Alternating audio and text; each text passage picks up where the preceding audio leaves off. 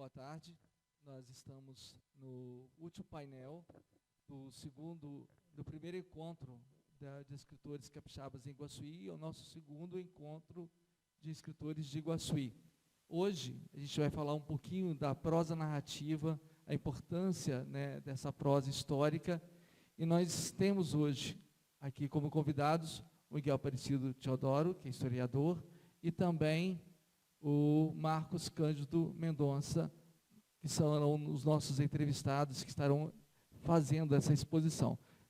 Aqui na parte de assessoria, nessa conversa, a Márcia Sanderberg, vice-presidente da Academia de Letras, a Rita Kogo, que é professora e é também da academia, e eu aqui, né, cumprindo meu papel dentro desse processo de articulação.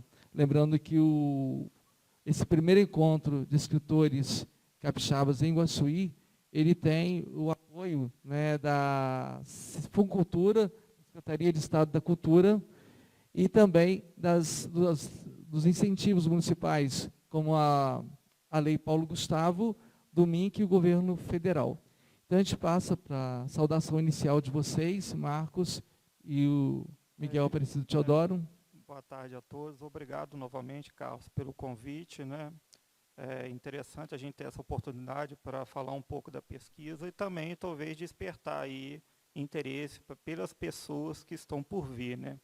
Gostaria de fazer até uma lembrança, né, pegando essa ideia, que, assim, quando eu estava, né, no meu início do processo de mestrado e depois fui caminhando para o doutorado, eu tive uma oportunidade de ler uma autora guaçuense, que era a Vilma Amada, uma pesquisadora que veio a falecer muito jovem, mas que era uma pessoa daqui de Iguaçuí e que era conhecida nacionalmente com a sua pesquisa, e até hoje eu faço referência a ela, né, pela importância que ela tem no assunto que ela estudou. Então, assim, a gente está aqui hoje, daqui a alguns anos não estaremos, mas alguma coisa fica aí para gerações futuras também. Miguel? Boa tarde a todos que nos acompanham nessa transmissão. Boa tarde, Carlos, Rita, e essa amável, inestimável e inesquecível professora Márcia Sanderberg Mulan. Pois bem, nós estamos aqui com esse objetivo de falar um pouquinho sobre a nossa trajetória histórica, sim, mas trago à tona, né, talvez aquelas razões principais que outrora, muito tempo, lá no tempo da infância, nos estimulou e nos despertou para a escrita da história. É claro que é todo um processo, não é nada que acontece da noite para o dia, e assim como eu recebi também legados daqueles que foram os meus professores, que me incentivaram muito, hoje nós estamos aqui, tentando também, de certa forma, orientar, estimular, motivar, despertar também o outro para o interesse não só da história, mas da historiografia de modo em geral. Cumprimento aqui o meu irmãozinho, né, o doutor Marcos Mendonça, historiador também. Prazer, meu Miguel. Eu cumprimento ele porque ele talvez seja um desses remanescentes, né, que outrora foi estimulado, teve aí, conforme ele já comentou conosco, não é? E ele vem aí se despontando com uma cabeça fantástica, com grandes interesses, com amor próprio também pelo berço em que nasceu, e é isso que nos motiva. Eu costumo dizer que eu tenho o meu umbigo enterrado aqui em Iguaçuí, sinceramente. Então, eu não sei por que cargas d'água até hoje, não sei explicar, né, porque esse meu interesse tão grande em preservar a história e a memória do nosso município, uma vez que outrora eu escutei, né, que um povo sem história é um povo sem memória. E isso me preocupou muito e é uma das razões pelas quais me encontro aqui hoje. Certo? A gente vai deixar para a condução aí de Márcia agora, e em seguida de Rita. Boa tarde a todos. Boa tarde. Eu gostaria de saber como surgiu a ideia da pesquisa de vocês? Bom, a ideia da minha pesquisa, como eu já mencionei aqui na minha introdução, ela vem já de muito tempo atrás. Mas a ideia da pesquisa, ela surgiu basicamente do meu interesse pela história. E como é que eu tive o interesse pela história? Eu vou voltar um pouquinho lá aos anos 60, onde eu tive grandes professores de história. Né? Por exemplo, vou citar aqui o Dr. Renato Pereira Pacheco, foi meu professor de história. Né? Tive excelentes mentores também nessa área, além dos meus próprios familiares, que também eram aficionados pela história. Depois eu fui para Vitória estudar, lá eu tive também grandes professores que trabalhavam essa ideia já da historicidade local, de se escrever a própria história e tudo e tal. Entrou então os anos 70 e eu, muito tímido, por sinal, comecei a escrever sobre mim mesmo. Comecei a escrever sobre mim e a partir da minha pessoa, onde eu escondia os meus escritos, somente nos anos 80 é que esse peixe, ele deixou de existir, quando na oportunidade eu me juntei a 3 outros escritores, e desses 3, do qual aqui está presente o Carlos, né, que nós lançamos um livro muito de forma timidamente, vamos dizer assim, Momentos de Poesia. E dali para cá, então, eu perdi a vergonha, o pejo que eu disse, e resolvi avançar um pouco mais, e ir mais longe um pouco. A partir dos anos 90, eu retomei meus estudos, sobretudo na cadeira de História. E lá no ano de 1994, eu lembro perfeitamente que eu fiz um projeto já com o objetivo de resgatar a história do nosso município. Então, eu apresentei esse projeto ao prefeito da época, e ele abriu espaço, ele cedeu espaço, me deu maior força, e fomos avançando, embora não concretizamos o projeto, né? Não concretizamos. Depois, posteriormente, eu, avançando nos meus estudos, eu fui para Vassouras, e lá, então, eu tive professores simplesmente fantásticos que abriram mesmo a janela, escancararam o leque, e lá, então, eu resolvi. Lá eu tomei a decisão, naquele final da década de 90, de empreender profundamente na história de Iguaçuí. E, embora eu não tenha alcançado naquela época recursos, ajudas financeiras para poder fazer, e eu comecei as pesquisas com meus próprios recursos.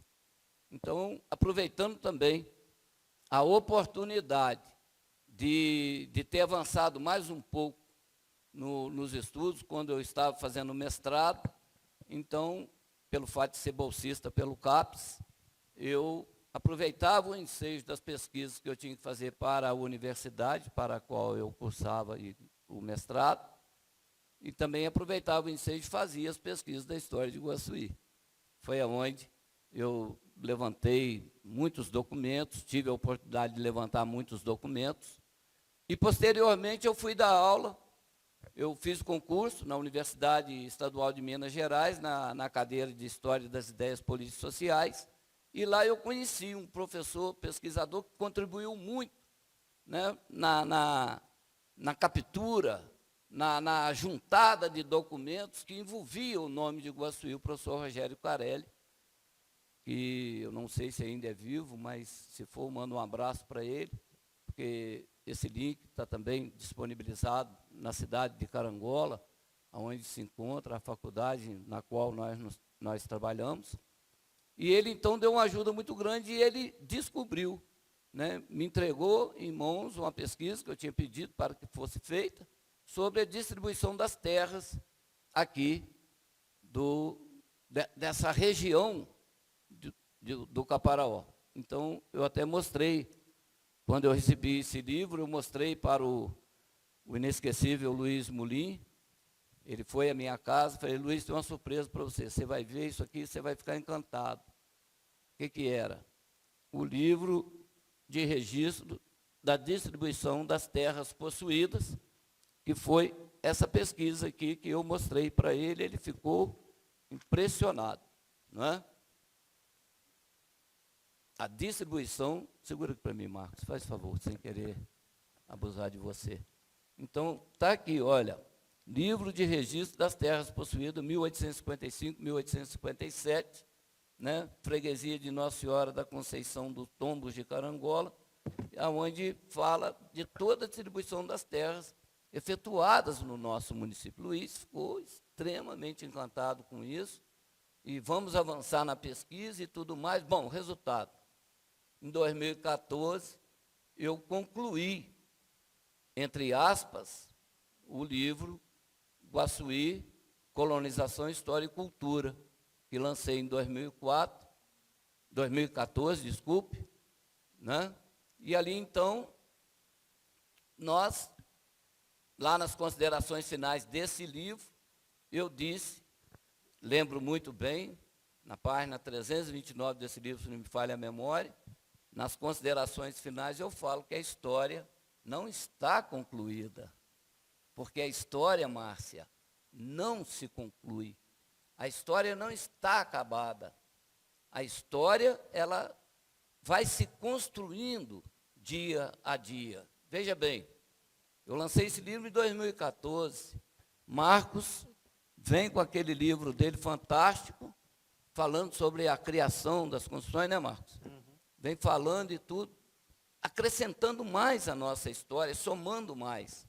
E isso é importante para que nós possamos entender bem a questão da historiografia, da historicidade, da escrita da história, assim como nos fala Michel de Certeau, né, no seu livro, também a página 49, né, por que se escreve história, para quem se escreve história e tudo mais.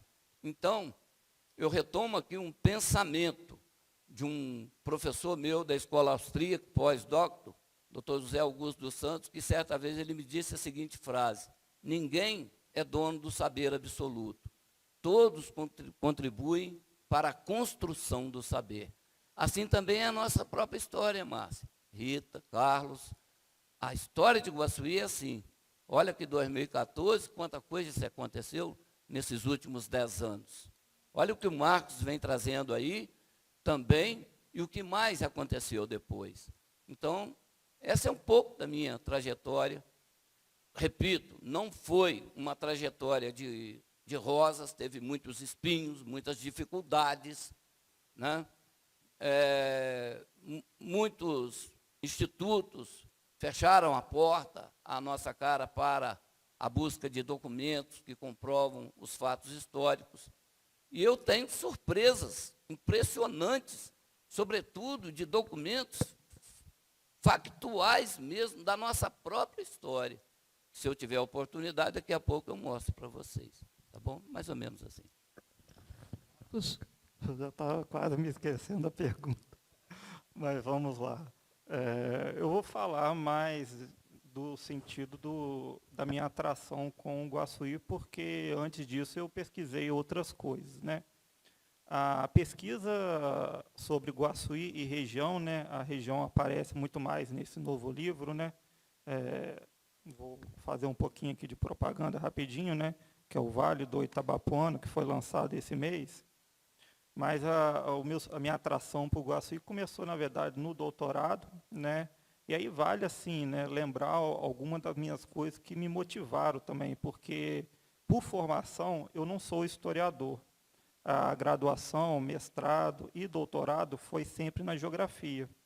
Mas, quando eu abandonei Viçosa e vim para Vitória para fazer o mestrado e o doutorado na UFES, eu me lembro que antes eu já tinha lido a pesquisa da pessoa que viria a ser o meu orientador, que é o professor Carlos Teixeira, que tem me acompanhado desde então.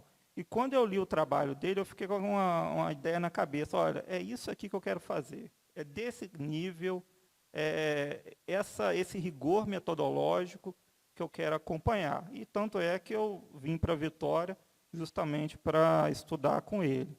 E aí eu fiz o meu mestrado. O meu mestrado, na verdade, é sobre Vitória, a modernização de Vitória. E aí, quando eu fui para o doutorado, eu tinha 2 caminhos. Um era continuar essa pesquisa por Vitória, que eu já estava mais íntimo dela, mas também tentar algo diferente. Como eu já tinha começado a levantar algumas coisas de Iguaçuí, eu fiquei sempre me fazendo uma pergunta que seria o seguinte: o que Iguaçuí teria de importante para merecer uma pesquisa de nível de doutoramento? E eu lembro assim, que eu me questionei muito disso e dialoguei muitas vezes com o Carlos sempre me apertando com algumas perguntas assim, para tentar buscar algo que era realmente digno do nível de você levantar uma hipótese e uma explicação condizente com a titulação, né? E assim, né, eu fiquei feliz, porque depois acho que esse grau de entendimento foi alcançado, mas eu também até um dia desse postei uma foto lá no meu perfil falando, se não tivesse um sentimento, a coisa não teria saído do jeito que saiu, porque muitas vezes, para aquela hora, aquele gás a mais que você dá de leitura, ou aquela madrugada que você estuda um pouco mais, isso acaba contando, né? Mas aí eu me lembro desse laço que eu tinha com o Carlos, e também, como eu já mencionei, com a Vilma Amada, né? Acho que ela é praticamente uma desconhecida entre os guaçuienses aqui, mas a Vilma Amada, que já é falecida, foi uma historiadora que pesquisou muito sobre escravidão na região sul do Espírito Santo. E deixou um legado muito grande que eu também resgatei na minha pesquisa. Também me lembro, né, no início, quando eu estava começando as conversas que eu tive com o Luiz Mulan, ele, assim, em termos de fontes locais, foi a minha primeira mão amiga nesse sentido. E assim, eu queria deixar algo que desse uma contribuição honesta para a história de Iguaçuí. E praticamente é uma pesquisa que começou há 10 anos atrás, eu comecei a trabalhar com isso em 2013, e que agora ela já está presente aí em 2 livros, né? O primeiro, né, que é mais conhecido de todos, que é o História da Construção de Iguaçuí, e esse recente, que é um trabalho mais regional sobre o Vale do Itabapoana. Eu queria... a gente sabe que Iguaçuí é uma cidade que tem assim, muitas histórias, muitos recortes. Aí eu gostaria que você falasse para as pessoas quais são as dificuldades que vocês encontraram nessa pesquisa, nessa construção de vocês, em relação a resgatar essa história. Então, vamos fazendo assim, uma hora o Miguel vai primeiro, e depois eu vou primeiro, para você descansar aí um pouquinho, Miguel. Mas aí, eu acho que assim, a primeira coisa, quando a gente vem aqui estudar história local, é muito comum você ter uma literatura que eu poderia chamar ela de cronista. Cronista porque ela é uma literatura que ela não está tão conectada com a academia, no sentido de você ligar os fatos com uma interpretação teórica, percebe? Isso é muito comum e a gente utiliza essa literatura porque ela traz principalmente relatos, fontes, que o pesquisador atual talvez não vai ter acesso. Ele pode tentar outros caminhos, né, documentos e tal, mas nem tudo está em documentos. Só que a Iguaçuí ele tem um detalhe triste, que seria uma pobreza nesse sentido. Pouquíssimas pessoas, os chamados cronistas, escreveram. Tem, por exemplo, a iniciativa do Luiz Mulan, que ele fez uma espécie de uma revista de relatos, que até hoje eu utilizo, mas muita pouca coisa escrita, e, além disso, muita pouca coisa com referencial documental, que é ainda pior. Então, assim, se você tem que tomar um certo cuidado, porque a chance de ficar patinando é muito grande. Tá? Então, assim, ainda tem esse problema de uma escassez de literatura, e tem um outro problema ainda mais grave, que é o acesso a documentos, né? Porque o que acontece com a região do Caparaó? Tem um certo afastamento, uma carência de iniciativa pública ou privada de proteção à documentação. Então, por exemplo, a gente teve agora essa tragédia aí da enchente, né? Olha o que aconteceu com a documentação cartorial de Mimoso. Entendeu? E, por exemplo, eu tive situações de buscar em fóruns, não vou mencionar aqui as cidades, que os registros estavam lá indicados no livro de tombo, você chegava lá, simplesmente desapareceu. Então, tem esse outro problema. Então, a nossa região, fazer esse trabalho ele é muito complicado e cada ano que passa, sem um apoio público, a situação piora. Tanto é assim que as pessoas vão observar que eu tenho assumido um certo diferencial na pesquisa, que eu busco muita fonte na família também. Então, assim, eu já tive situações de conjuntos fotográficos, inventários, coisas que eu fiz contato, que a pessoa me encaminhou de São Paulo ou Minas Gerais, que era um documento pessoal, entendeu? Então, assim, a gente tenta driblar a dificuldade. Eu, muitas vezes, falo, né, com o meu irmão Márcio, que também é pesquisador, que é um pouco aquela brincadeira. Você não tem cão, você vai caçar com gato para chegar a algum resultado. Então, o meu caminho tem sido um pouco esse aí, dentro desse aspecto. Vou pegar aqui.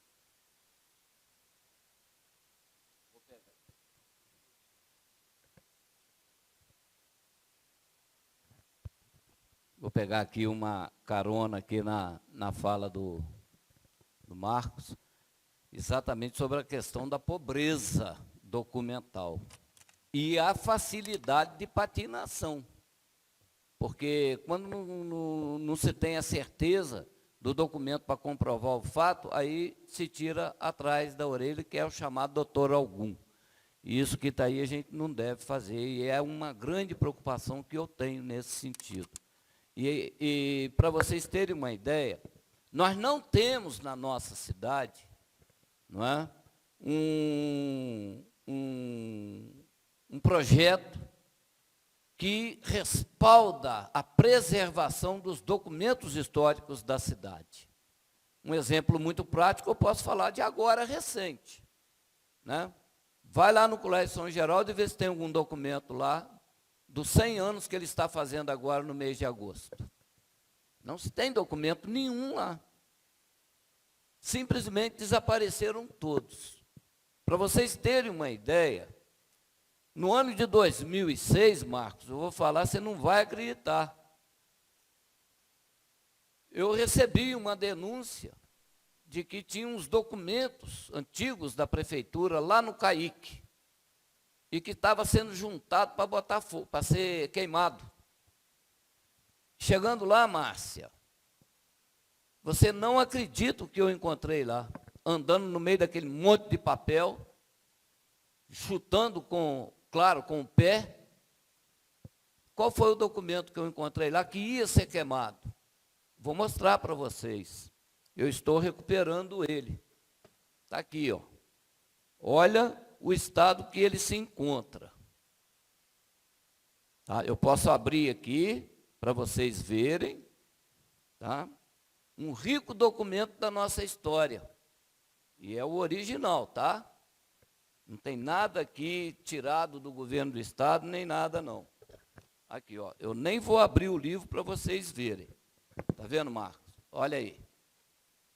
Olha bem o estado desse livro. Sabe que livro é esse? Depois eu abro e mostro para vocês comprovarem.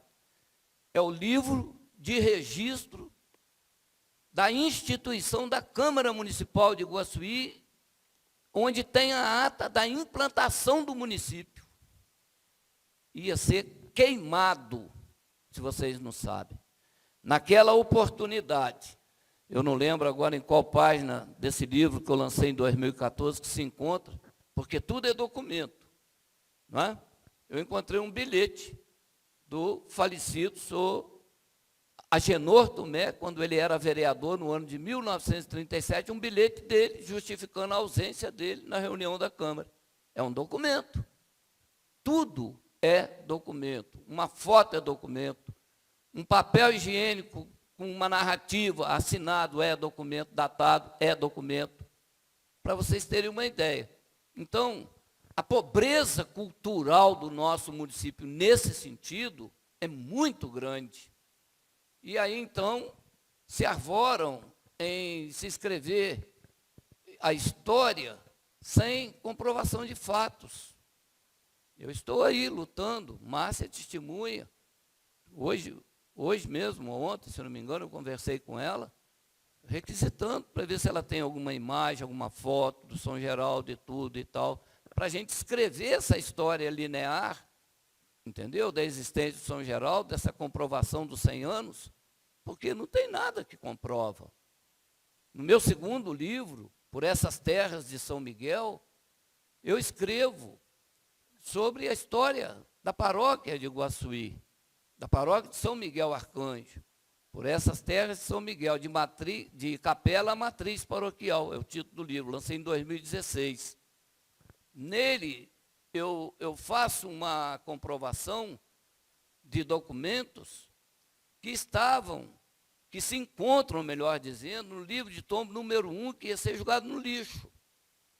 Aí eu pergunto, gente, aonde estão os responsáveis pela cultura do nosso município? Digo até mais, dos administradores, daqueles que legislam e tudo mais. Qual é o carinho que eles têm para a preservação desses documentos, para a construção de uma casa da cultura, de um arquivo público municipal, onde se preserva a história? Como eu disse anteriormente, um povo sem história é um povo sem memória. Aí eu fico me perguntando, não é? O que será das gerações futuras? O que será daqui a 15 anos, 20 anos? O que eles vão saber da nossa história, Márcia? Será que ela vai se perder no tempo? Será que ela vai ficar somente nos livros do Márcio, ou talvez dos meus, ou talvez de outros mais, encostado num cantinho de uma prateleira, onde ninguém mais vai ter interesse em saber a história dessa terra, desse povo, dessa gente que lutou, que é um município que ele se destaca a nível não só nacional, mas também internacional, se você levar em consideração os monumentos históricos que existem.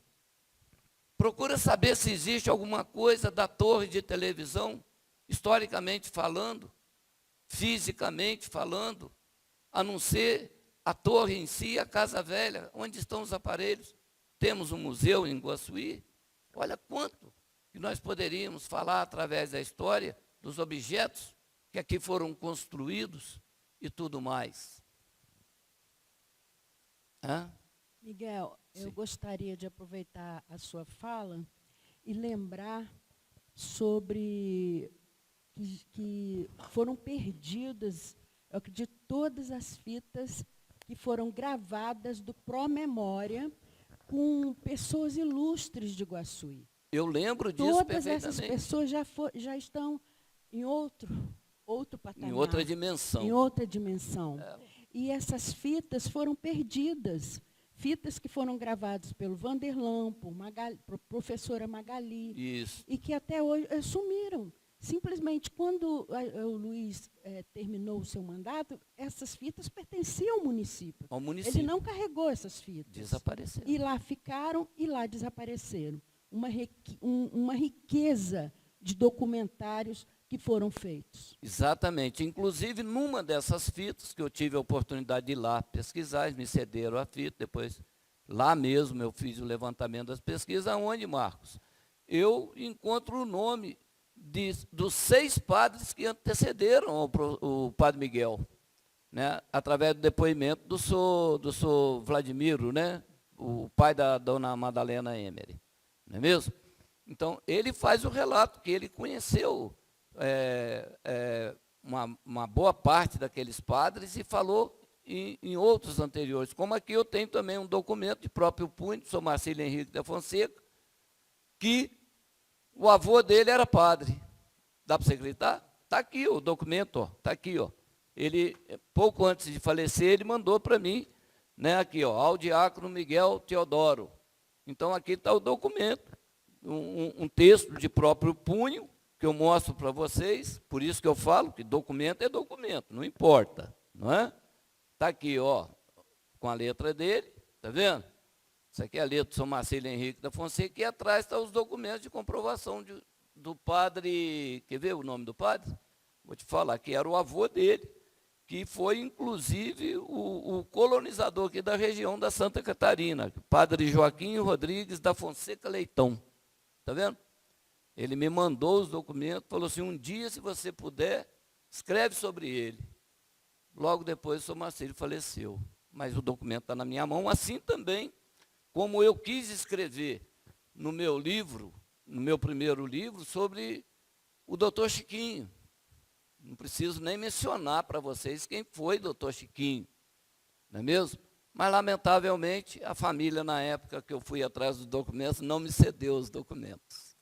Aí veio uma equipe de Vitória para escrever sobre ele, cederam os documentos todos, aí depois o falecido doutor Paulo, a quem eu havia recorrido na solicitação dos documentos, muito tempo depois do lançamento daquele livro, ele me procurou, deixando também, né, alguns documentos comigo, referente ao doutor Chiquinho, inclusive dizendo, poxa, eu entreguei tantos documentos e escreveram pouco sobre o papai. Exato. Não é mesmo? Certo, e sobre isso, nessa ausência de fontes, né, os documentos que foram perdidos, as fitas que foram perdidas, que eu acompanhei todo o processo também, o caminho é o mercado editorial, são esses livros. Quais são as maiores dificuldades que se tem hoje com relação a essa prosa narrativa histórica, certo? A gente já tem toda uma dificuldade com a prosa de ficção, com a poesia e tal, mas eu acredito que os caminhos são mais tensos ainda com relação a isso, no caso da prosa histórica. Carlos, assim, eu vou falar da situação do meu livro, né? E não existem vários outros caminhos, né? Acho que vale lembrar, né, que geralmente quando você está vinculado a uma instituição acadêmica, você tem a possibilidade de uma bolsa de estudo, o que sempre ajuda muito. Hoje tem, assim, isso reduziu um pouco nos últimos anos, mas tem um conjunto de editais de nível estadual ou de universidades que também cria-se alguma abertura, mas, assim, por questões particulares, e talvez por eu ser uma pessoa ansiosa e não gostar de esperar tanto, eu não segui esse caminho, né? Eu acabei fazendo por mim mesmo e aí eu posso, assim, só para dar uma dimensão, porque, assim, a pesquisa, ela tem uma coisa que eu acho que as pessoas não se atentam, como é grande a desvalorização acadêmica nesse sentido, porque, em termos de gasto, só para dar um exemplo, esse último meu trabalho, desde onde eu coloquei tudo no papel ali, gasto com gasolina, gasto com cartório, que você tem que acessar alguma coisa, apesar de muita coisa ser pública, você consegue diretamente gratuito e tal.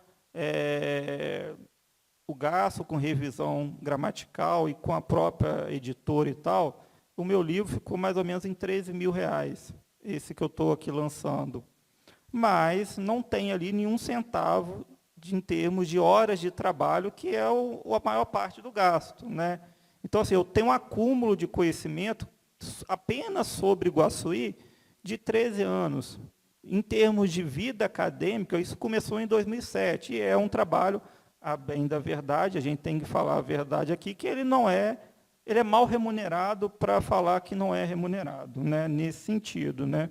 Não estou querendo, assim, desanimar ninguém a seguir a carreira, não, mas, assim, é uma coisa que eu acabei fazendo por gosto pessoal, né? Lógico que eu sou professor, eu lido com isso diariamente, mas tem uma parte ali do sentimento que faz a gente conduzir e concluir a pesquisa. Lógico que, né, Iguaçuí está muito atrasado nesse sentido, a gente tem que falar a verdade também, mas tem municípios que têm dado passos significativos no sentido de valorizar. E valorizar não é apenas ficar batendo palminha, tem que ter investimento, né? Então, Vitória já deu passos muito importantes na região sul, não sei se Marataízes ou Itapimirim, a coisa está ocorrendo de forma mais interessante também, entendeu?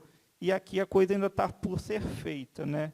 Então, assim, há necessidade de mais editais, mas não só assim, editais que envolvam o caráter da pesquisa, né?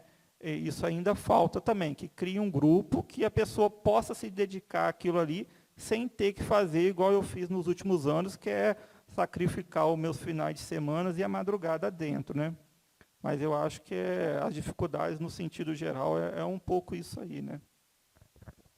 É isso aí e muito mais, não é? É isso aí e muito mais. Por quê?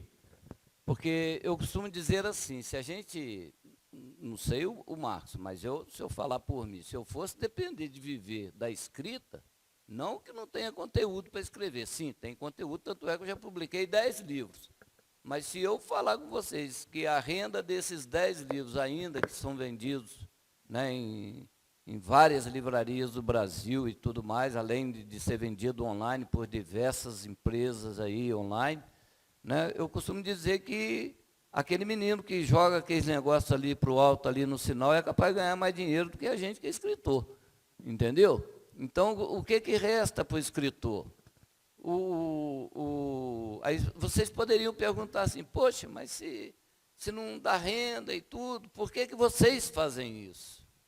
Aí entra a questão do sentimento, ele já comentou isso aqui, a respeito do sentimento, o amor que a gente tem pela cidade, a vontade que a gente tem de ver isso que está aqui se despontar. Eu não escrevi 10 livros para eu me aparecer, de forma alguma, muito pelo contrário, eu já tive a oportunidade de falar sobre os meus livros em vários estados do Brasil, sem problema nenhum, porque eu não escrevo especificamente somente sobre a história de Iguaçuí, eu escrevi também sobre a história do Brasil, eu escrevi sobre a história de Minas Gerais, tanto é que o meu primeiro livro, ele fala da história de Minas Gerais, a história e o imaginário do século XVIII, onde eu trabalho a minha pesquisa em cima do personagem Tiradentes, Joaquim José da Silva Xavier. Tanto é que esse livro é o único livro que eu não gastei dinheiro com ele para poder publicar. Por quê? Porque ele é minha dissertação de mestrado. E uma vez que ela conseguiu, naquela época da apresentação, todos os graus, todos os 3 graus de aprovação, né? Distinção, mérito e louvor de publicação, aí a própria instituição produziu o livro. E isso que está aí, depois eu só fui para o lançamento, não gastei um centavo. E tive a graça desse livro ter sido um dos 5 livros escolhidos para a produção daquele filme Tiradentes, né, que foi lançado há um tempo atrás aí. Pois bem, então, esse primeiro livro eu não tive despesa. Agora, quanto aos outros, né, haja vista, Carlos, o nosso primeiro livro, precisa dizer, o trabalho que nós tivemos, como nós corremos atrás, Marcos, para arranjar dinheiro, eu acho que você não era nem nascido ainda, entendeu? Não era. Né? Como que nós corremos atrás para poder arrumar dinheiro para publicar o livro, né? Aí depois os outros, é isso que o Marcos falou aqui, ó, é recurso próprio, é vontade própria, é noite de sono perdida, madrugadas e tudo mais, mas se você for procurar aí um apoio de um patrocinador, uma empresa, o pessoal fica o pé atrás, parece que eles não acreditam, cara, entendeu? Lamentavelmente. Então, quais os incentivos, a gente poderia perguntar, que tem para motivar, para a produção cultural do nosso município? Quais são eu não estou dizendo a nível de governo, estou dizendo a nível de empresas privadas. Nenhuma delas investe nisso, eu não vejo por aí elas investindo. O Estado do Espírito Santo lançou a LIC, que é a Lei de Incentivo Cultural. Eu tenho visto algumas empresas, até mesmo de Iguaçuí, que têm optado por lançar aquilo que convém, né, o apoio em cima do que convém. Até mesmo lançamentos voltados para a literatura evangélica, como que aconteceu dentro do município de Iguaçuí. Então, não tem uma preocupação com a prosa histórica ou com a prosa de ficção, mas sim atender determinados segmentos, né, do que aconteceu. A LIC, ela oferece isso. Agora, como convencer o empresariado de Iguaçuí a investir na cultura? A gente tem um festival de teatro, a gente conseguiu ano passado, mas esse ano a LIC está ainda com os recursos escassos, voltando até o final do ano, mas a gente sabe das dificuldades que se tem de captação para poder conseguir subsidiar esses projetos culturais. Eu queria, nessas abordagens de vocês, que personagem atrai mais nessas histórias de vocês, nesse processo de pesquisa? Eu não vou te dar um nome, porque eu acho que um nome não responde aquilo que eu queria, mas o que mais me chamou a atenção é, na verdade, a trajetória de algumas famílias, né? E, no caso desse último livro, eu já comecei a lidar com isso desde a época do doutorado, mas, apesar de eu ter uma perspectiva de fazer uma compreensão econômica do espaço, nesse último livro eu segui esse caminho, mas eu conectei a leitura econômica do espaço através de uma matriz de pensamento com aquilo que eu poderia chamar aqui de história social ao nível da família. As duas coisas se comunicam. Por isso que esse último livro ele chama mais algumas famílias, a maior parte são famílias que viveram no antigo São Miguel, né, do Veado, são famílias que aqui estão. E dentro dessa trajetória, né, quem tiver ali depois vai ver isso com mais calma no livro, famílias como a família Aguiar Valim, família Gomes de Aguiar, família Carvalho, a família também Avilino de Mendonça, e outros também, não vou ficar aqui, Gonçalves Faria, Machado de Faria, não vou aqui mencionar todos, são famílias que eu tenho trazido muita informação no sentido de explicar a história pelo caminho que essas famílias fazem no próprio território, no sentido de chegar, ocupar a terra, de desenvolver uma atividade, participar da política, fazer algum empreendimento econômico importante, é você entender a própria economia do lugar a partir da ação desses personagens que, naquele momento, eles estavam muito ligados a um sentido de família que é muito diferente do que é hoje, porque no passado a família ela tinha uma função econômica, de proteção dos indivíduos, né? A família, nesse sentido, era uma unidade produtiva também. Então, a pesquisa, nesse sentido, resgatou muito isso, né? E aí, né, até para conectar um pouquinho aqui com essa leitura, essa maneira de pensar o mundo que eu acompanho, vale aqui lembrar que quando você traz, né, você conecta essa leitura econômica com a história social, você acaba trazendo também para uma discussão os dilemas, os problemas, entendeu? Então, esse último livro é um livro que ele se apropriou muito de histórias familiares e histórias do tipo de assassinatos, intrigas, brigas, conflitos políticos também, né? E aí eu vou, no caráter aqui de curiosidade, mencionar um que está diretamente ligado à história da região. É quando ocorreu, no início do século, o assassinato do Francisco Machado de Aguiar, na Fazenda do Castelo. Essa história aparece nos jornais, com mais de uma versão. Aí a importância da gente não ter o documento como uma verdade pura. O documento ele é discurso também. Ele te engana. E aí depende da maneira que o pesquisador lida com ele. Se ele vai comprar aquilo ali cru ou não.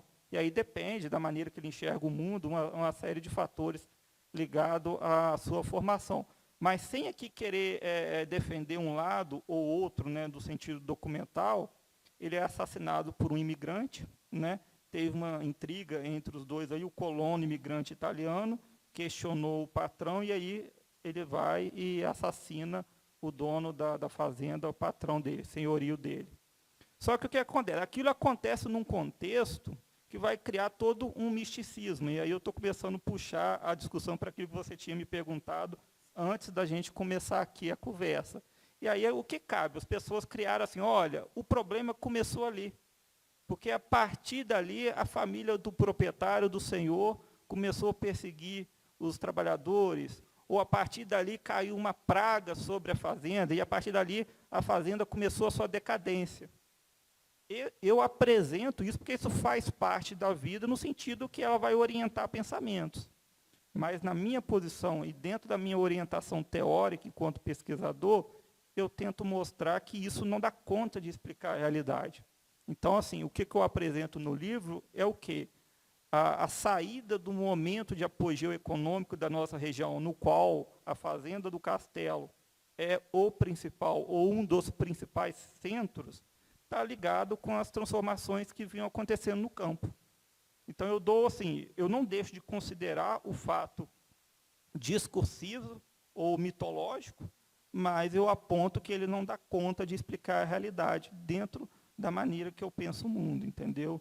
Então, isso aí é um caráter meu enquanto pesquisador, né, como pesquisador ligado ali à história materialista, né, mas eu tenho seguido um pouco esse caminho. O que não significa dizer que não seja possível fazer um estudo dos discursos da mitologia, mas no sentido de mostrar como eles podem encobrir a realidade. Porque o papel do discurso é esse, ele tem que encobrir algo. Percebe? E a política, né, a gente vê que ela também faz isso aí o tempo todo aí nas nossas vidas também. Miguel. Veja bem.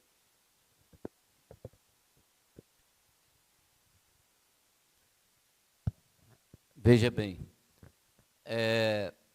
Se eu fosse elencar aqui qual personagem que me atrai, eu vou talvez até mentir. Sabe como? Porque, na verdade, veja bem, eu trago comigo um legado da história de Iguaçuí, que me foi passado pelos meus antepassados, né, falando, né, que contava a história das famílias e tudo mais. Tanto é que no meu livro da história de Iguaçuí, que eu lancei em 2014, eu faço uma cópia de uma das frases que está lá no livro de Homero, né, na Odisseia, né, quando Ulisses pergunta, né, se me perguntarem em que tempo eu vivi, então aí ele responde: digam que vivi no tempo de Aquiles. Então eu tomo um pouco dessa frase e repito uma parte dela também no meu livro. Se me perguntarem em que tempo eu vivi, aí eu vou citar aqui alguns nomes, mas é claro que eu não sei todos de cor que eu mencionei no livro, mas eu disse assim: digam que eu vivi no tempo do Sodilino Gevur, no tempo de Luiz Mulim, no tempo de Zé Grosso, no tempo dos Mendonça, no tempo dos Ferraz, no tempo, enfim, fui citando famílias e alguns nomes dos meus amigos que estudaram comigo, daqueles, sobretudo, que foram meus colegas de infância, que hoje também já não se encontram no nosso meio, né? Irmãos meus que também já se foram, meu pai, por exemplo, também cito. Então, eu vou respondendo, diga que eu vivi nesse tempo, né? Falo do Pelé, falo do Lito, falo do Tigrinho, do Pequetô, que foi meu colega de escola lá no São Geraldo, que já faleceu, entendeu? Falo você também, Carlinhos, se você não sabe. É só você ler lá o final, não é? Então, eu vou citando. Então, na verdade, tudo na história e todas as pessoas tradicionais na história de Iguaçuí me atraem, entendeu? E eu tenho esse carinho especial, às vezes, quando eu vou narrar um fato, ou seja, um documento, ou coisa qualquer parecida, eu faço questão, às vezes, de mencionar o próprio nome. Se você leu o segundo livro, né, Por Essas Terras de São Miguel, você vai ver lá, né, quantos nomes eu cito. O senhor está lá também, de novo, não é mesmo? Aí, ó, cria do movimento de adolescentes lá, não é? Então eu tenho essa preocupação, mas, assim, não puxo sardinha para o lado de ninguém nesse sentido, né, para dentro do pão de ninguém. Eu procuro ser o mais imparcial possível nas minhas narrativas, nos meus discursos, tomando sempre o cuidado para não cometer esse erro aqui mencionado já pelo Marcos, entendeu? Então, há uma preocupação muito grande nesse sentido. Agora, recente, para você ter uma ideia, ontem, né, eu em casa, em casa, e às vezes eu acordo de madrugada, nessas noites perdidas que ele comentou aqui, a gente acorda, eu que escrevo história, eu fico viajando, tem hora, né? Acordo de madrugada, fico nos meus devaneios, imaginando as coisas, viajando, pensando e tudo e tal. Aí me veio uma pergunta, né? Guaçuí, para ser emancipado, teve um fato interessantíssimo, você que trabalha a questão da construção, né? Teve um fato interessantíssimo. Teve que se construir 100 e poucas casas em Guaçuí para que a emancipação acontecesse. E quais foram as duas famílias que se uniram para se construir essas 100 casas, para que o decreto, de fato, fosse assinado em 25 de dezembro de 1928? Foi a família Marx e a família Ferraz, né? Através do capitão José Ferraz, entendeu? Então, ontem, eu não vejo nada escrito sobre ele em Guaçuí. Sobre o seu Osório Marx, já havia escrito, acho que é uma neta dele, ou sobrinha, não sei, já até escreveu um livro sobre ele. Mas não tem nada escrito sobre o José Ferraz, entendeu? E eu procurei a família ontem para ver se me fornece alguma coisa para que eu produza algo sobre ele. Tive também a oportunidade de escrever a biografia eu chamo o senhor, mas todo mundo chamava de doutor, porque ele era compadre do meu pai, era muito ligado à minha família e tudo, o saudoso prefeito, o senhor José Henrique Cortá, né? Cuja cadeira 17 na nossa academia sou eu que ocupo, entendeu? Então ele tinha um carinho muito especial com a gente e todos nós tínhamos um carinho especial com ele. Então, assim como eu também elenquei um breve histórico sobre cada prefeito que Guaçuí teve, né? Só que quando chegou no Luiz Murim eu me alonguei um pouco mais, e Márcia não sabe, eu fui coautor de um trabalho acadêmico que falava sobre ele, entendeu? E eu nem falei com ele nada que eu tinha participado, não. Aí ele leu e elogiou e tudo e tal. Falei, deixa ele, melhor que ele não saiba que eu participei do trabalho. Né? Porque eu conheci o Luiz Murim desde os anos 60. Né? Ele, no ano de 69, foi meu professor no Dr. João Santos Neves, em Vitória. Né? Depois eu saí e fui para os Maristas, lá em Vila Velha.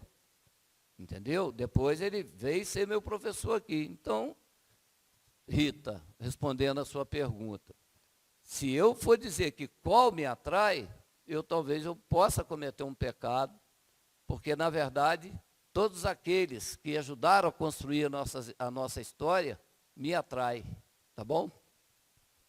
Só confirmando um pouquinho a fala de vocês dois, assim, que me ecoou aqui internamente, tá? Ouvindo vocês falar, não sei se o Carlos e a Márcia tiveram essa impressão, que a história de Guaçuí está muito centrada na família. E talvez essa perca de documento foi diluindo a família, que talvez não teve, a gente falou honrar, né? Honrar os antepassados. E talvez o resgate dessa história, ou continuar essa história, ou escrevê-la diferente, seja levando ao espaço público até escolar, né? Em vez de trazer um modelo de um herói, mas apresentar a história, a contribuição da família e trazer para esses alunos a sua identidade dentro como cidadão e começar a construir essa história até na própria escola, em vez de trazer um modelo, né? Igual você falou, é difícil definir um modelo, mas é difícil definir, mas a gente entende que houve uma construção social, familiar, e isso de alguma forma se perdeu, né?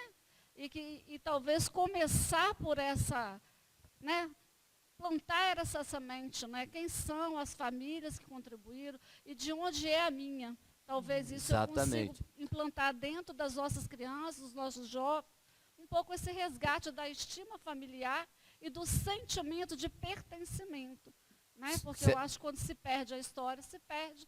Me permite só um minutinho. Exatamente. Se a gente olhar para trás, isso que você está falando é a realidade. Porque se você for lá no ano de 1838, com a chegada da segunda leva de bandeirantes, quem é que veio ali? Foram as famílias. A nossa história, ela começa com a história das famílias, que aqui, né, que vieram para cá e aqui desbravaram, que aqui construíram, plantaram e lutaram por este lugar, na sua organização social, política, cultural, em todos os sentidos, não é mesmo? Então, a construção básica é da família. Agora, se você recorrer às famílias de hoje, eu costumo dizer, hoje mesmo eu mandei um recado para um grupo meu do Colégio São Geraldo, meus colegas que estudamos juntos lá nos anos 70, eu falei com ele, falei assim, gente, vamos fazer um negócio, vamos plagiar aí a música da Vanusa, vamos revirar nossas gavetas, retirar as traças, as teias, vamos lá revirar os baús, quem sabe você não encontra alguma coisa relacionada a isso. As famílias de hoje talvez não tenham essa preocupação de guardar os documentos, né? Aqueles documentos antigos, não, o vovô morreu, não preciso disso mais, joga isso fora. Então, não há um local específico para você depositar aqueles documentos que seriam de fundamental importância para não só o resgate, mas para a construção e uma escrita da história mais autêntica, mais fiel e tudo mais. Entendeu? Eu não sei se o Marcos quer falar. Eu vou, me permitam, vou lhe responder, mas vou fazer um adendo ao Miguel. Depois eu vou deixar com você também, se você quiser, Miguel. Você tocou num assunto, vou comentar porque está intimamente ligado à minha pesquisa, que é essa coisa do José Ferraz. Né? José Ferraz, na verdade, ele tem informações ali contidas no primeiro livro, né? E aí eu preciso assim, fazer uma consideração de caráter mais delicada, no sentido, por exemplo, quando é mencionada essa coisa da ação do Osório Marques e do José Ferraz na construção de moradias antes da emancipação. É muito delicado, porque, na verdade, as construções ocorreram no momento posterior, né? Então, a coisa fica ao inverso. E aí eu apresento isso aí por meio de tabelas, né? Eu levantei os documentos no cartório, então o registro está lá no livro, né? E aí, né, eu teria que fazer essa primeira observação, e a respeito das famílias, eu gostaria muito assim que as pessoas entendessem que eu acho assim, é preciso honrar, mas não no sentido de colocar no pedestal. Seria no sentido de você entender aquelas trajetórias, porque elas ajudam a dar uma compreensão mais geral do mundo onde elas vivem. É por isso que, às vezes, é o apego a esse caminho familiar. E aí vale, né, às vezes a gente fica mencionando muito algumas famílias, né, e a gente tem que mencionar que o mundo tem todo um estrato social inferior, marcado por outras famílias, muitas com uma herança de pobreza, de escravidão, que também fazem parte da história, a gente tem que resgatar isso, né?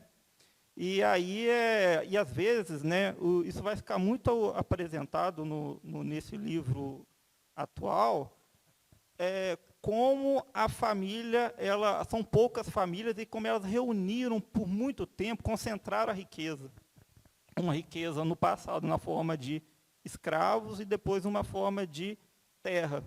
Então, às vezes, a gente fica, mas por que você fala dessas famílias e não fala de outras? A gente tem uma dificuldade de acesso a documento, que limita, isso é verdade, mas a questão é o papel que essas famílias tiveram na organização de um mundo.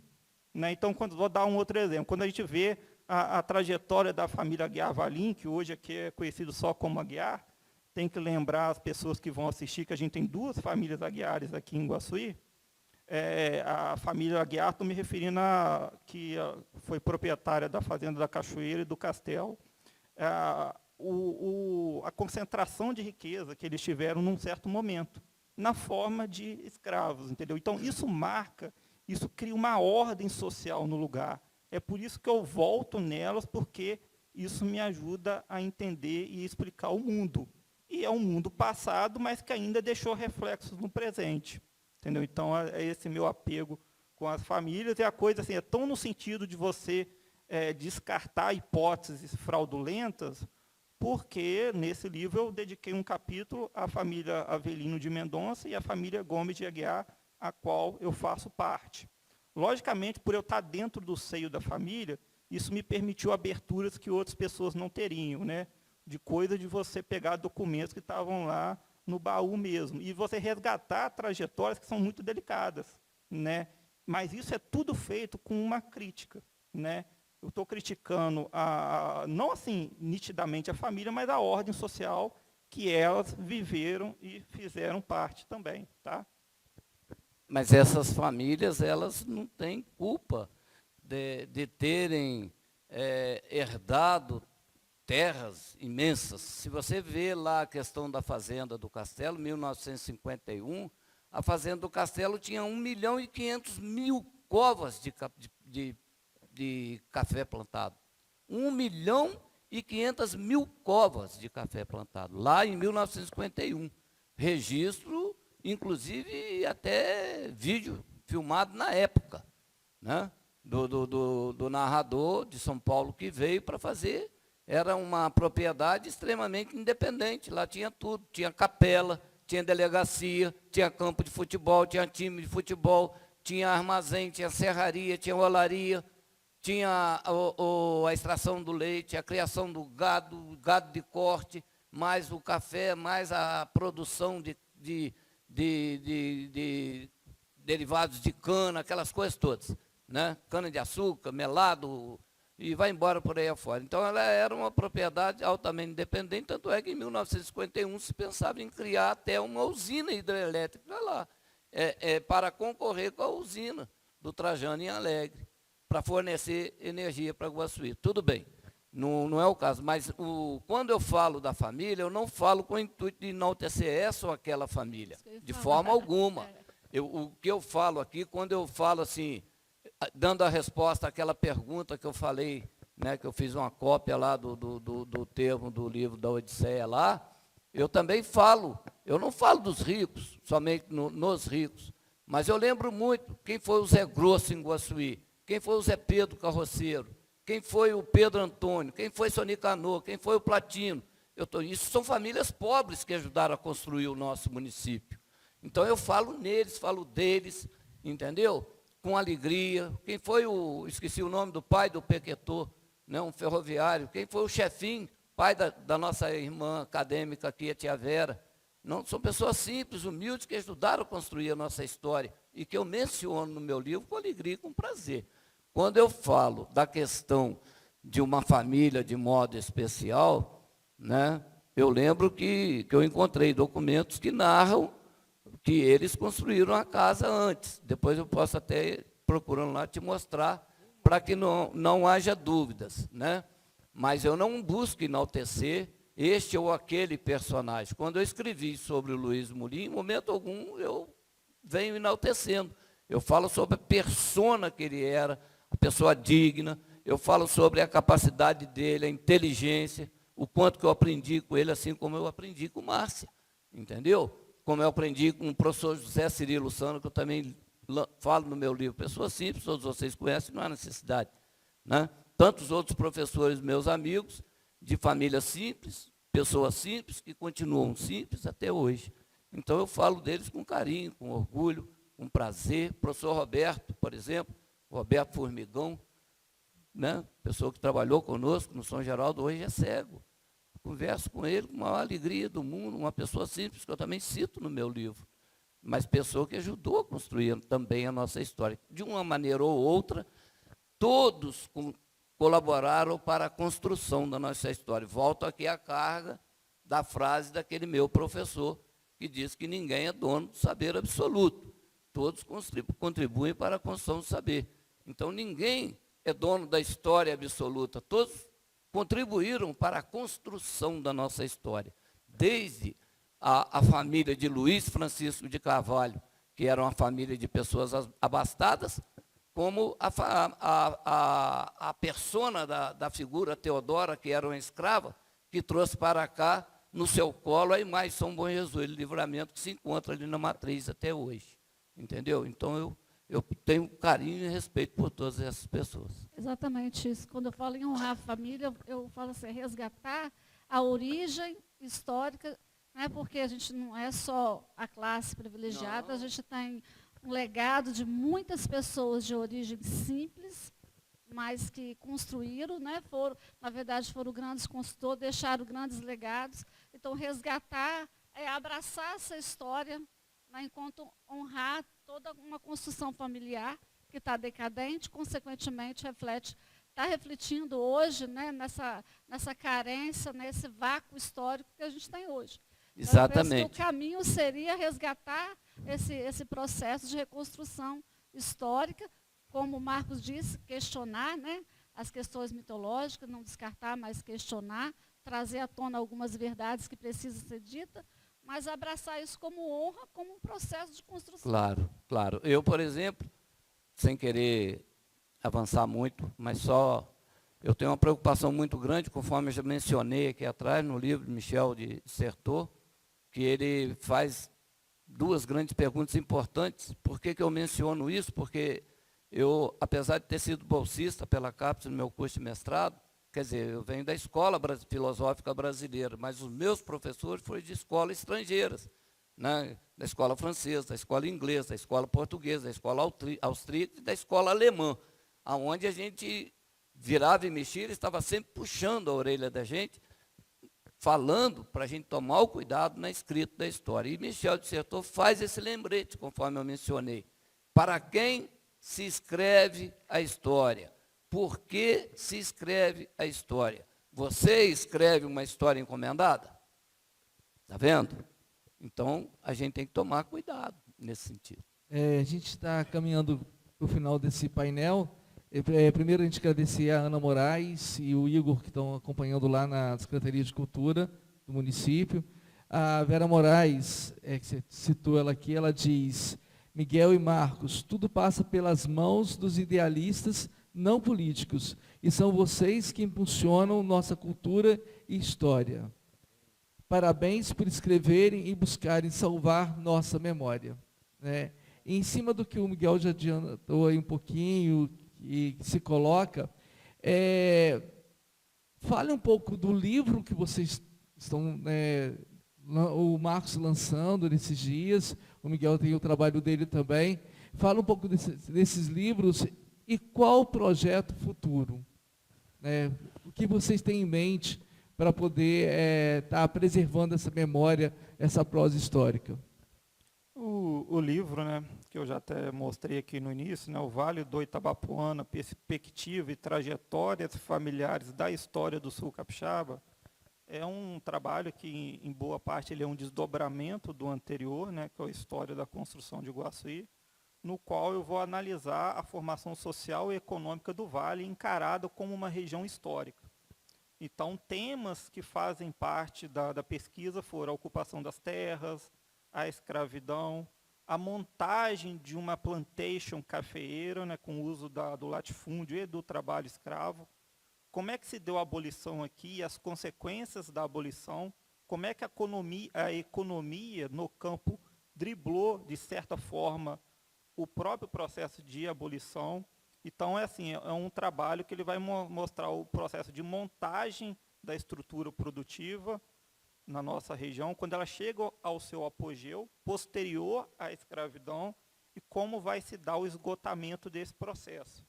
E dentro desse espaço todo, eu vou mostrando um pouco a trajetória das cidades, e aí eu apresento como Iguaçuí teve um papel importante nesse cenário do passado. E nesse processo vai ali aparecendo a história social das famílias. Né? A primeira parte do livro é essa. O livro está dividido em duas partes. O segundo já é uma história familiar dentro desse contexto histórico. É aí que eu resgatei duas famílias que migraram para cá. No caso, os Vavelino de Mendonça e Gomes de Aguiar vieram da Mata Mineira e do Vale do Paraíba, e aqui essas famílias se unem, formando um único clã. Isso é percebido pelas várias uniões de sangue que a família vai tendo. Né? E eu dou uma explicação para isso, no sentido que esse grande aglomerado, essa parentela familiar, isso não era exclusivo dessas famílias, outras também faziam, mas no sentido de proteger a família e garantir o acesso à mão de obra e a terras. Então, aquilo que eu havia comentado, a estratégia familiar de sobrevivência numa região que está sendo desbravada tem um fundamento econômico, tinha naquele momento. Né? Então, isso aí é um outro aspecto que eu analisei. E é aquele negócio, eu apresento intrigas, né? o mundo, né, do coronel, né, o mundo da violência, ele aparece melhor nesse outro trabalho ali, entendeu? Então, assim, eu sigo aqui, convido para quem é pesquisador, para quem gosta da história, para conhecer o trabalho. E futuramente, né, eu ainda estou com alguns desenhos, eu não defini muita coisa, né, sobrou muita coisa que eu comecei a pesquisar e não entrou no livro, então assim, eu ainda vou ter que fazer ainda opções, entendeu? Então não tenho nada assim muito concreto, né? Tem algumas coisas que vão sair, mas é coisa que eu já pesquisei. O que está por vir, eu ainda estou um pouco desenhando nesse sentido aí. Miguel. Pois bem, eu tenho aqui também alguns projetos, até um tanto quanto ambiciosos, mas depois de analisar bem, né, 10 anos depois que eu escrevi o livro da história de Iguaçuí, 2 anos depois o livro da paróquia, se somar os dois dá quase 800 páginas. E aí, então, eu vi que eu cometi um erro gravíssimo. Qual? O meu livro, ele vai ler e vai entender quem já tiver um certo avanço nos estudos, não é mesmo? Uma pessoa já mais secundarista, vamos dizer assim, talvez concludente do ensino médio, né? E eu cometi o erro de não trazer esse livro para uma linguagem infantil. Então, esse projeto é ambicioso, sim. Por quê? Conversando aqui com a Jordém, naquela oportunidade que nós tivemos, eu pedi até a ajuda dela para ver se a gente consegue fragmentar um pouco esse livro e transformar ele para uma linguagem infantil, para que ele pudesse ser disponibilizado, sobretudo para as crianças, né, das séries iniciais e tudo mais. É um projeto. Agora, o outro projeto, eu ainda vou fragmentar esse livro, por quê? Porque nós temos, Marcos, dentro do nosso município, 5 pontos, 5 monumentos, eu vou considerar monumentos, que eu acho super importante, e que também se leem pouco sobre eles, né? Talvez se escrevem pouco sobre eles. Por exemplo, a gente começa, você já escreveu. Não, mas eu vou reescrever agora numa linguagem diferenciada, né? Sobre a torre de televisão, sobre a igreja matriz, que também esse ano está fazendo, Márcia, 100 anos do início da construção, entendeu? Daí a importância do terceiro ponto que eu estou citando aqui, que seria o segundo, na verdade, o São Geraldo, né, cuja capela que nós tantas vezes rezamos juntos lá, Carlos Rola também, Marcos eu não sei, mas a mãe dele sim, né? Entendeu? Então, lá se tornou a matriz provisória da nossa paróquia, enquanto se construía o templo ali, que teve início em 29 de setembro de 1924. A comissão foi formada em 23, mas as obras só em 24. Então, 3 pontos fundamentais. O outro, o monumento, que foi erigido, né, em homenagem aos bandeirantes. Da construção daquele monumento, nós temos ainda vivas 2 testemunhas oculares. Eu não sei se vocês sabem quem é, mas vocês conhecem até melhor do que eu quem são essas 2 testemunhas. Uma é a dona Madalena Emery e a outra a dona Penha Brandão. São as 2 testemunhas oculares da história que testemunharam a construção ali. O construtor foi Sonel Soares. Pois bem, e o terceiro ponto é o Cristo Redentor. No meu livro eu dedico poucas páginas para ele. Gostaria de fragmentar também e falar de modo mais especial sobre ele, que é o Sr. Antônio Francisco Moreira. Então são 5 pontos onde eu quero fazer uma série, né, desses pontos importantes, porque se você for analisar, todos eles têm um toque especial e mais ainda, né, sobretudo as façanhas do Sr. Adirino Gevu, que foi reconhecido internacionalmente.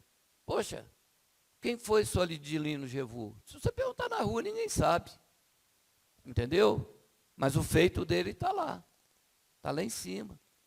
Entendeu? Então, o meu objetivo é esse agora, Rita, tá? De fazer de aprofundar um pouco mais, nessa narrativa, falar um pouco mais para poder ensinar um pouco mais e legar também um pouco mais à posteridade, tá bom? Certo. Eu só queria agora ouvir um pouquinho da Márcia, ela com a experiência que ela teve como secretária de Educação durante um período, como que a educação pode estar contribuindo com esse processo de chegar a esses livros, né? A gente pode até sugerir atualmente para essa administração e as futuras, como poderia estar contribuindo, né, para que chegue ao acesso dos nossos professores e o acesso aos nossos alunos. Qual a sua sugestão? Imagine-se secretária. Antes de responder, eu gostaria de agradecer aos dois e dizer uma frase de Tolstói, quando ele diz o seguinte: não se pode cantar o mundo se não se canta a própria aldeia. Agradecer porque vocês estão cantando a nossa aldeia. E isso é muito importante. E com relação a isso, eu acho que os professores poderiam se conscientizar dessa necessidade de levar os alunos a entender essa importância. Eu lembro de quando a gente fundou a Escola de São Tiago, na época era o Ginásio de São Tiago, um dos nossos objetivos era fazer as crianças conhecerem as suas próprias famílias e trazerem para a escola as suas histórias, em que todas as disciplinas elas fossem tratar daquela história.